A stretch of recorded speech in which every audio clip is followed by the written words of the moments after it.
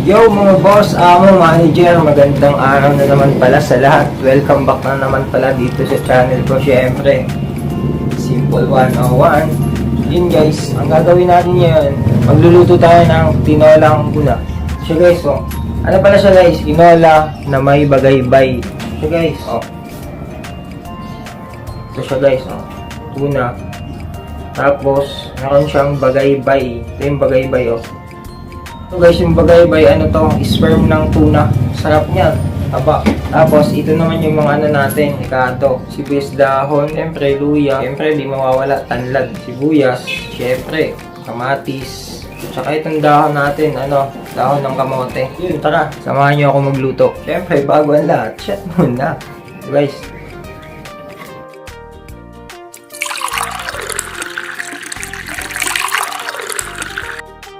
cheers!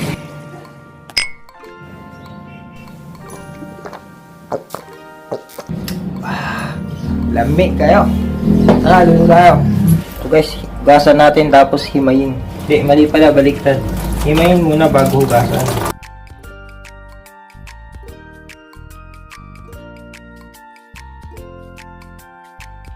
Yan pa ako maghimay guys, diretso na. Wala nang tanggal-tanggal ng goma.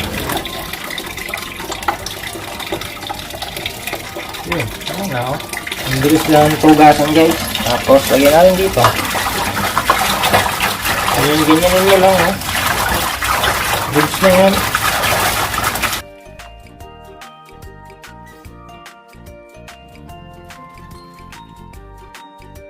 Okay na. Lagyan natin guys, sibuyas.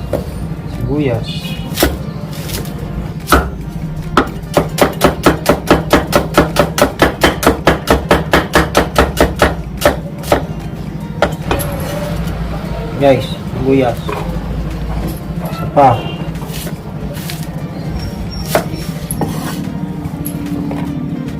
Guys, luya. Itong guys, yung luya, hindi ko na ito babalatan. Hugasan ko na lang. Tapos, ngayon ko lang guys, dikdikin.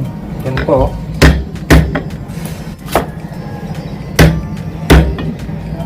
Yan, dikdik na. Yan lang. Pwede yun siguro ito. Pakais na yan. Tapos, kamatis. Sabi ang mahal ng kamatis guys, ito 2 piraso, 10. Ay kamahalan na talaga ang ngayon guys, bilihin. Kalahin mo sa 500 sa isang ulam lang.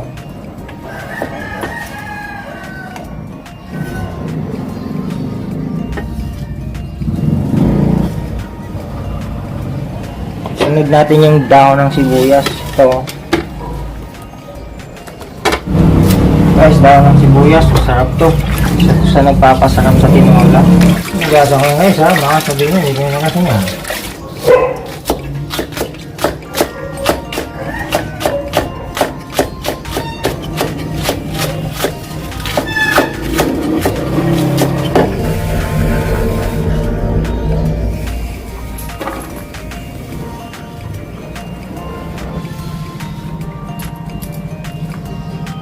Tapos guys, yung sili natin. Yan. Huwag na natin itong ubusin. Kahit mga 3 lang. Yun, sili. 3. Tapos yung tanglad. Yung sa tanglad guys, kasi medyo na siya. Medyo luma na. Ito na lang kunin ko. Dulo. Hindi ko na isasama yung dahon niya. Ito, tapong ko na. Luma na siya guys. Ilang araw na ito sa palengke. Hugasan natin.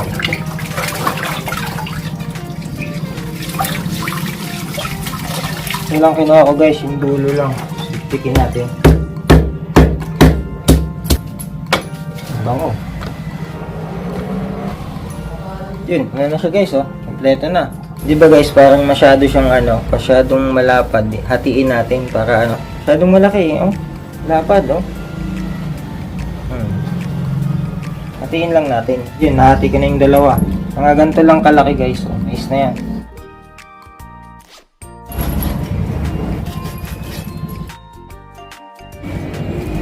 Yun. Tsaka yung guys, bagaybay, hatiin natin to.